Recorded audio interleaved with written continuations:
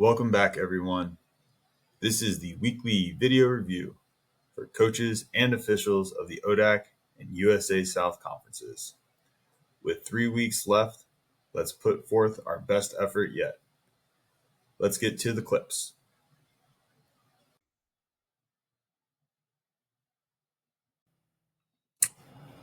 On this next set of plays, let's talk about great dead ball mechanics. On our first play, we have a short run to the right. We get a good dead ball signal from our line judge and our headline judge. As we have an offensive substitute entering the field, we have both our side judge and our headline judge in the iron cross position a few yards onto the field. They'll hold this position until they see that the referee has recognized and also implemented the iron cross, indicating that we are in substitution mechanics. This is great crew communication, and you guys look great doing it.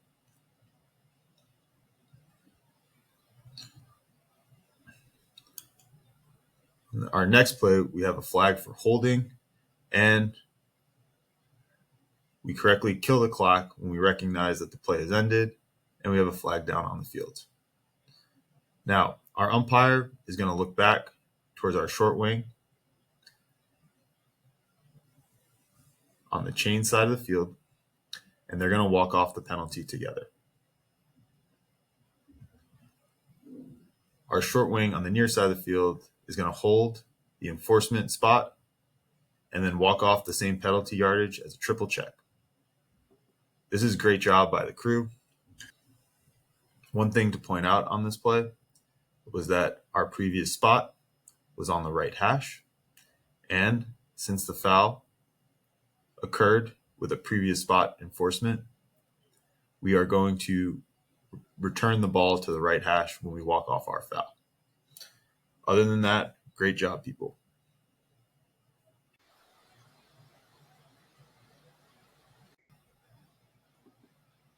On this play, we're going to talk about a short yardage scenario and a measurement. If you look at the box, we currently have 4th and 1. Short wings, when we're within 2 yards of the line to gain on 4th down, we must immediately move to the line to gain. This is going to give us the best perspective to see the end of the play. Our short wing on the near side of the field, blocked by the score panel, is currently done and made that modification to their position. Coming in now, they're able to rule that we have an end of the play, and when the ball is handed to them, now runs it into the hash. We don't need to bring the ball all the way inside to the hash marks in order to get a ruling on this play.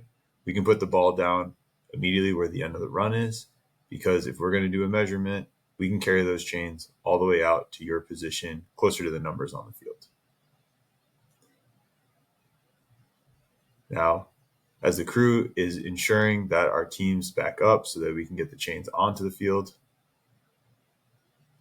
we have good mechanics. Our back judge is holding the ball in the final position. Our headline judge is lining up with the position of the ball so that we can put the clip down in the correct location. Our line judge is bringing the chains out onto the field. Our umpire is pulling the front stake out to where the ball is so we can make a ruling on the play. The referee is in position to make a ruling. And our deep wings are coordinating to get a good new ball onto the field of play. Let's not overwork on these types of plays that have spots that we need to get right. Once we have a good spot for the ball, let's put it down. By moving in here and running through traffic, there's an opportunity for us to lose our good spot. Let's not do that and take advantage of our ability to move the chains out to any point on the field.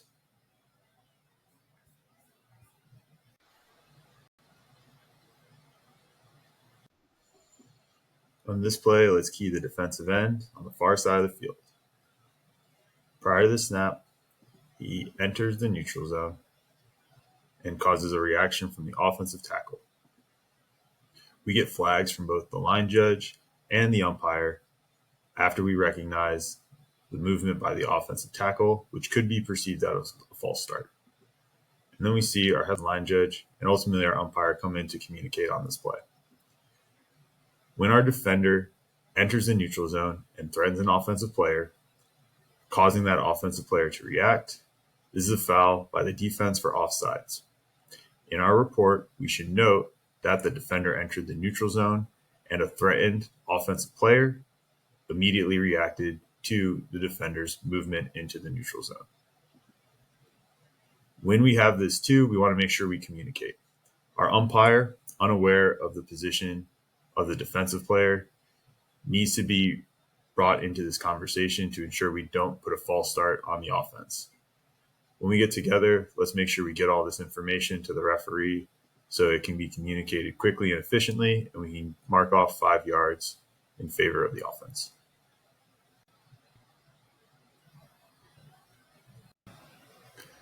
On this play, we want to talk about recognizing illegal formations. When a receiver declares their position, we want to make sure that they are in a correct position that aligns with what they're communicating to us. This wide receiver is communicating that he is off the line of scrimmage and has his hand backwards.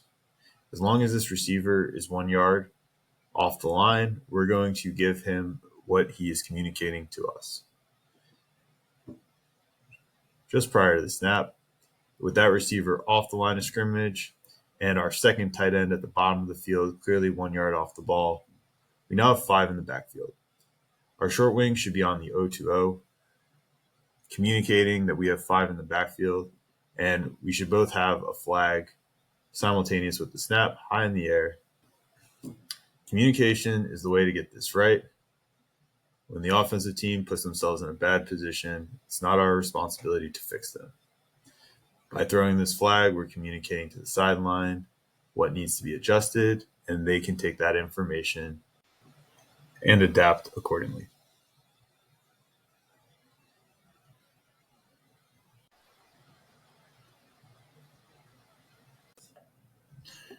On this next play, let's talk about backwards passes in the backfield and how to handle these situations.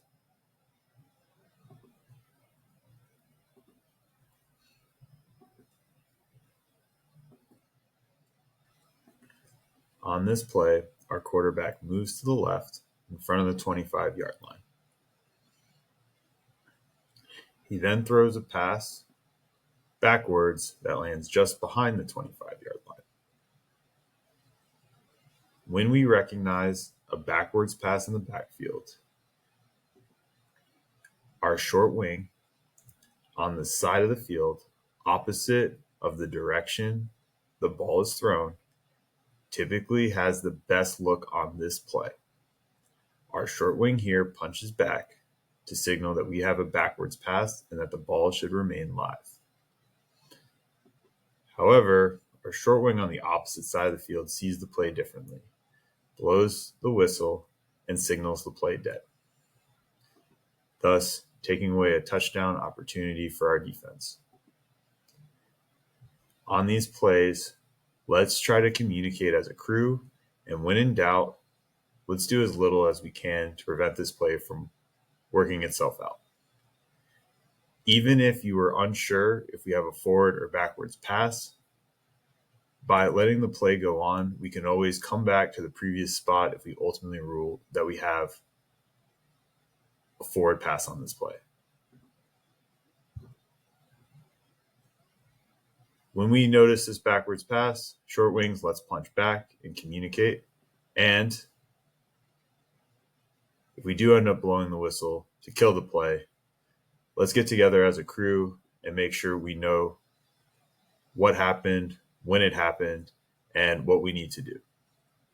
This crew ultimately awarded possession to the defense at the 29-yard line, the time when the whistle was blown that killed the play. Be patient, know what we have, and by communicating with our partners and letting the play go on, we can ultimately come to the correct conclusion without interfering with the player's ability to perform on the field.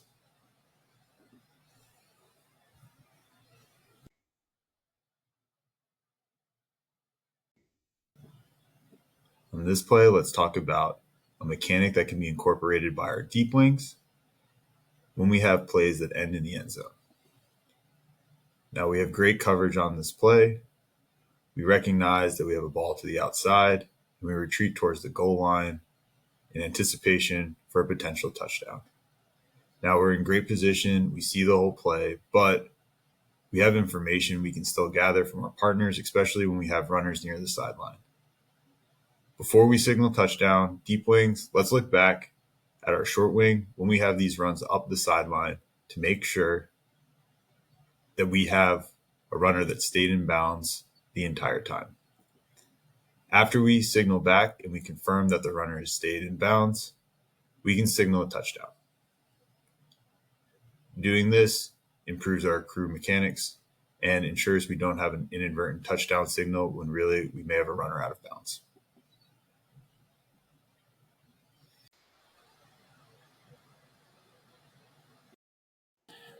On this play, let's key number 37. If you take a snapshot of the defense at this very moment, you'll see that they have 12 defenders on the field. Number 37 is trying to get off to bring it down to 11. The ball is snapped, and we see number 37 still on the field. This is an illegal substitution foul on the defense, a 5-yard penalty that's enforced from the previous spot. This is what the offense would consider to be a free play, where they have an opportunity to run a play knowing that they have 5 yards and that they can repeat the down. When we recognize these situations, deep wings, let's make sure we're on top of where this defender is when the ball is snapped. If we recognize that the ball is snapped and he's still clearly on the field, we need a flag down. The offenses are coached to recognize these situations and get the snap off before this defender gets off the field, and we should reward their strategic play with the correct flag down on the field. Let's be quick to recognize these situations and make the proper call when they arrive in our laps. These are easy crew credibility calls that we can make each and every week.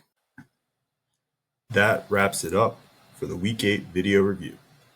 Stay poised on the field, be confident in your calls, and continue to communicate with our coaches and fellow officials.